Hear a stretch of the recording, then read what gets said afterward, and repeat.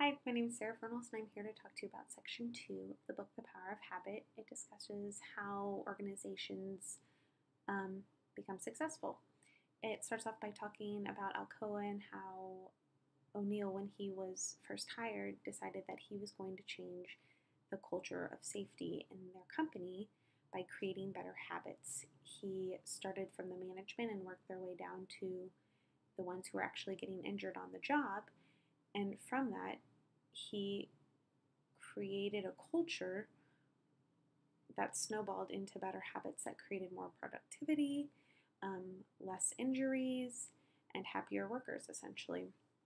And that's kind of like the example of Starbucks, where they used Travis as the troubled child who got this Starbucks job by chance and went through all of the training that Starbucks offered, classroom training. I think they did workshops, all sorts of things that taught them life skills or habits that their family, school, other institutions had never taught them before.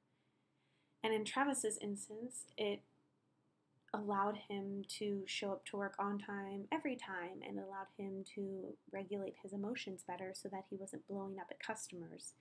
And from that, it created a really good job opportunity where now he manages his own employees. Target uses habits to persuade customers to buy certain things and to buy more things at their store. Target, I'm sure, uses their own habits within the organization, but they look at habits of customers and of new homeowners, of pregnant women, of many other types, and tries to persuade them using discounts, coupons, store placements of items to increase their revenue.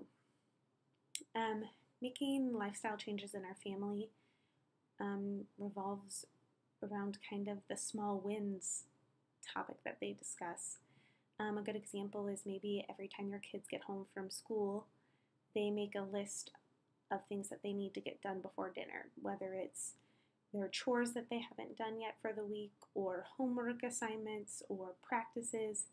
Because just like the example that they used in the book of recovering patients from joint surgery, the ones that had blank pieces of paper that wrote their goals for the day of this much exercise or walking this far were far more productive and recovered far faster than those that didn't.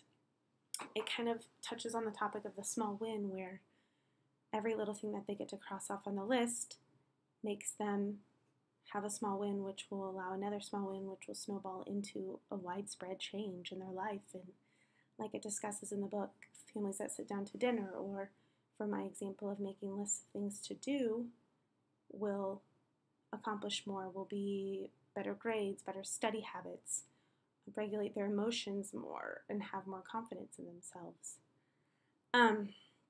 Some barriers to change are feeling like you're being manipulated. Target kind of discusses, where they talk about the Target in the book, it discusses how if women feel like it's kind of creepy that they know that they're pregnant and they only get baby coupons, they'll be less likely to use them. Or the DJs use it for the example of when people know they actually listen to Celine Dion, it's kind of creepy, and so they'll stop listening to that radio station or feel like they don't want to do that anymore.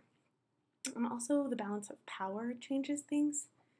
In the OR examples, where the surgeons weren't getting along with the nurses, and in critical situations, the good habits go down the drain because the balance of power isn't right, and someone feels like they're the only one giving up something, then they're not going to do that anymore, or they're going to do it to protect themselves and not the greater good of everyone.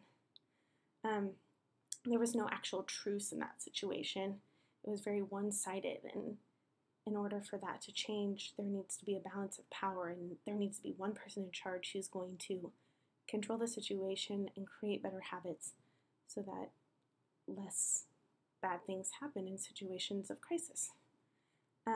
This was a very interesting section. I don't feel like anything was very aha moments. I feel like we all know this stuff happens to us in life, but we feel as though it kind of all puts it in place for us, which is very interesting.